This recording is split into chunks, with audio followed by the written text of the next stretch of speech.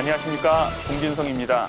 한 주간의 정치 사회적 이슈와 지역의 이야기를 꼼꼼하게 따져보는 시사터치 짰다붙다 시작하겠습니다. 2018년 무술년 새해가 밝았습니다.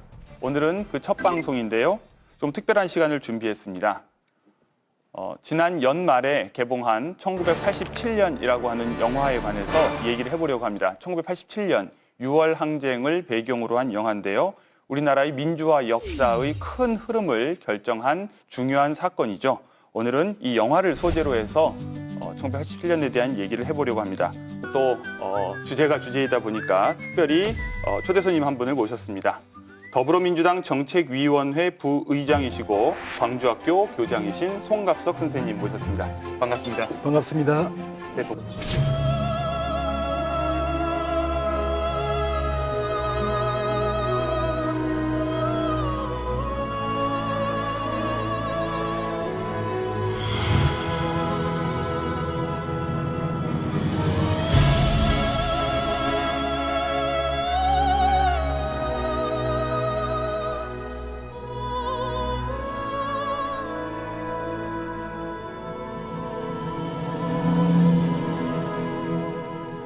근데 왜 1987년도가 그렇게 됐었는가라고 하는 그 전 이야기, 1986년도 이야기. 예.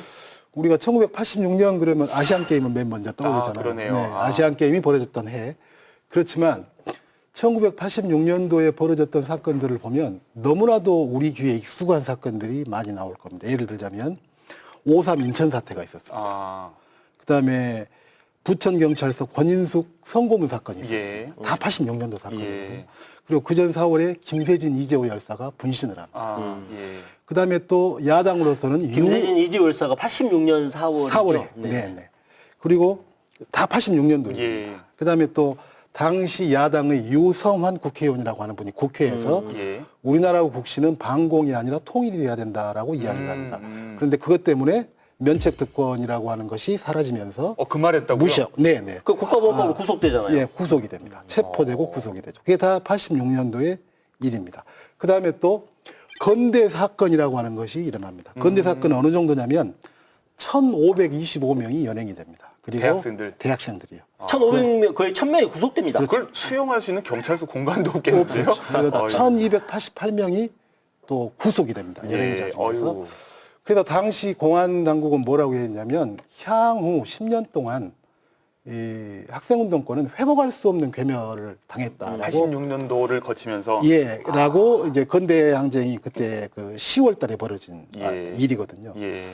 그러니까 뭐 그다음에 또 그렇지만 또 86년도 내내 또 벌어졌던 일 중에 하나가 KBS 시청료 거부 운동이 또 벌어지기 시작하고 그다음에 또 우리 또 이야기하는 금강산 댐 수공 공격을 한다. 88 올림픽 대비해서 그러한 역공작을 폈었던 것도 바로 1986년도였습니다. 86년이 굉장히 중요한 시기네요. 그러고 보니까. 근데 또 재밌는 게 10월 23일이 경찰의 날인데요. 86년도 경찰의 날 어떤 사람이 전두환으로부터 훈장을 받습니다. 누가 받냐면 이근한이 받습니다. 아, 진짜요? 그렇죠. 그 유명한. 그러니까 잠깐만요. 86년도 그렇죠. 그 김근태 돌아가신 김근태 의장을 고문했던 이근한이라고 하는 당사자가 옥조 근정 훈장을 86년도 10월 23일 경찰의 날 대통령으로부터 받습니다. 이게 지금 그러니까 다 86년도 일이거든요. 그러면 왜 86년도는 그래서 결국 그 86년도 한 해에 어떻게 되냐면 일제 때부터 포함을 해서 우리나라 5,000년 역사에도 유례없는 통계가 나옵니다. 그 한 해 동안 7,250명이 체포가 됩니다. 86년 한 해 동안. 그다음에 4,610명이 구속이 됩니다. 그것이 86년도에 벌어진 일이거든요. 그럼 왜 86년도에는 그런 일이 벌어졌을까? 그 이유는 87년 12월에 대통령 선거가 예정이 돼 있었거든요. 그래서 전두환을 포함한 군부로서는 자신들의 정권을 연장해야 하는 87년도에 그 명운을 걸고 있었습니다. 그러니까 저항을 억압해야 될 필요가 있었던 거고. 그렇죠. 싹을 자르기 위해서. 그래서 86년도에는 그러한 초토화 작업이 벌어지는 거죠. 근데 이제 지금 건대 사태는 완전히 기획됐습니다. 무슨 이야기냐면 그것을 해산시키거나 현장에서 잡으려는 게 아니고 몰아넣었습니다. 그러니까 건물로. 문제를 안 만들 수 있었는데 일부러 문제로 그럼요. 만들었다는 거죠. 건물로 몰아넣어서 음. 3박 4일 동안 어찌 보면 강제 농성을 시키는 꼴이 됩니다. 아, 예, 그러면서 가둬놨으니 예, 어디로 갈 예, 수가 예. 없으니까. 그러면서 예. 당시 일부 과격한 학생들이 주장했었던 용공적 주장의 내용을 계속 TV 뉴스나 신문을 통해서 대대적으로 보도를 하죠. 그리고 뭐 경찰 헬기까지 동원해서 무차별하게 진압을 해요. 무차별 진압을 했죠. 예. 어.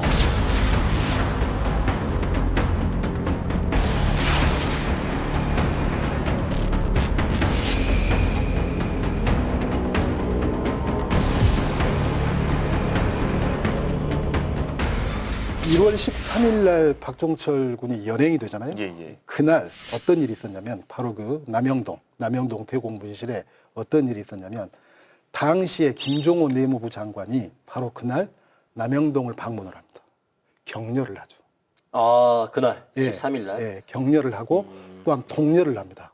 무슨 말이냐면 3월 대학 개강하기 전에 모든 수배범들을 일망타진하라라고 독려를 합니다. 아, 이 지금 1, 2월인 게 이유가 있네요. 그렇죠. 아. 그러니까 박종철 열사를 남영동이 워낙 무서운 곳이기도 하고 아주 가혹한 고문과 폭력이 있었던 곳이기도 했지만 당시에 수배자들을 일망타진하라고 하는 상부의 압박이 굉장히 심했더라고요. 일종의 실적 압박이 왔다는 예, 얘기네요. 개강 전에 그렇죠. 학생운동 조직을 뭐 뿌리 그렇죠. 뽑아라 뭐 이런 얘기. 그러니까 박종철이라는 사람이 직접적으로 타겟이 아니었죠.